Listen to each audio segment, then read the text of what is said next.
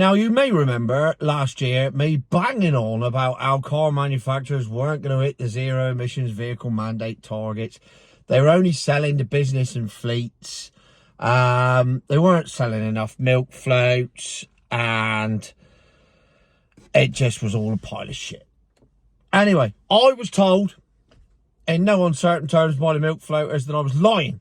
Absolute lies. You tell lies, fatty. All you do is tell lies. Lies, lies, lies. And you coordinate your lies with Jeff Buys Cars. So you tell coordinated lies. Well, hey, if you want to talk about... Look, oh, my word. There's the subject of my next video just driven past me. It's a Fisker Ocean with solar panels on the roof. Oh, wait for that video tomorrow. I've started filming it, then she drove off. So that's very exciting. Tomorrow's video is about the Fisker Ocean. Anyway, back to the subject at hand. Yeah, apparently me and Jeff tell coordinated lies, and we should stop it. Now, that got me thinking, well, hang on, the BBC and ITV have been telling coordinated lies for 50 years. What's the difference? Apparently nothing. Anyway, going back to the subject in hand of the milk float sales, etc., etc. Oh, my other neighbour's come home now. He's in a Mazda 3, but he does have a very nice MX-5 on his driveway with the 4.4 litre V8 engine in it. Lovely bloke. Going back to milk floats not selling well enough. Carwow, of all people, have conducted a survey in January. I'm going to need my readers for this. Bear with. Where out of the 1,016 people they surveyed, only 19% were very likely to buy a plug-in hybrid or a milk float, which means 81% aren't very likely to buy one. So it hardly seems like the turning of the tide in favour of milk floatery, does it? However, this was part of a bigger article, which was largely about the comments made by Paul Barker. Paul Barker is editor of Auto Express, a long-standing publication on motoring issues and cars in general, and something I used to read years ago when I used to read magazines. I just don't read magazines anymore, but I occasionally dabble online.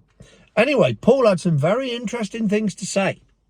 For a start, he said that the 21% of sales that they're currently selling doesn't meet the ZEVM and is way below the government's expectations. So I looked up to see what the government's expectations were for 2025. And they are, and I quote, from the Office of Budget Responsibility, they predicted in 2022 that by 2025, 50% of all new sales would be milk floats. Well, you're 29% short, OBR. Paul Barker said that the public are not interested and they need more incentives to be able to be more interested in it, and they need persuading if they are going to swap from petrol and diesel, because at the moment the public aren't buying it, quite literally. Paul Barker's words, not mine, editor of Auto Express. Oh, he's not a real journalist. He doesn't know what he's talking about. Paul Barker then went on to say, another problem is that in April, 70% of all milk floats that are being sold will incur a vehicle excise duty of £410 per year over a 5-year period, equating to an extra £2,050 on the cost of the vehicle, because they're going to have to pay the expensive car tax. 70% of all milk floats. I told you that last year. It's there. It's on YouTube. I told you that. He then moaned that it's private buyers that are the problem because they're not buying the cars. I can't believe... It's almost like a fat bloke said this last year, and now the editor of Auto Express is saying it.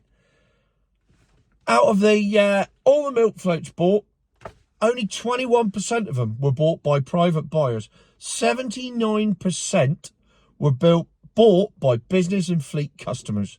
79%. Which goes back to me saying that virtually all milk float sales are on salary sacrifice schemes, long-term or short-term leases, or they're all done through businesses as a tax dodge.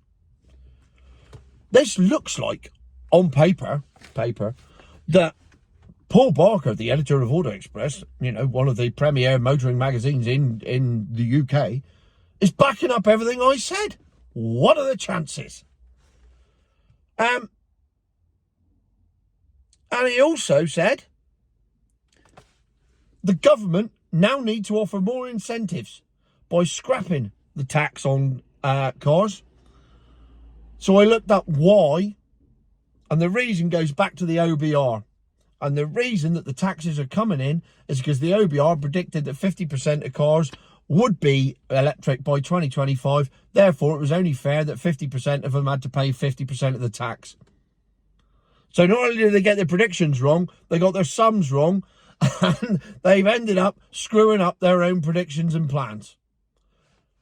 And all it's done is back up what I was saying, which is that people still don't want to buy them. People aren't going to buy them unless they're incentivised. The incentives are getting less, not more. Targets aren't being hit, and it's all fleet and business sales. Which is weird, because I said it all last year. Thank you, Paul Barker, editor of Auto Express, for confirming everything that I thought and all my predictions that I made last year. Thank you very much, sir. It's been greatly appreciated, and no doubt this will have the milk floaters incandescent with rage, spontaneously combusting, just like their shitty cars. Future my arse.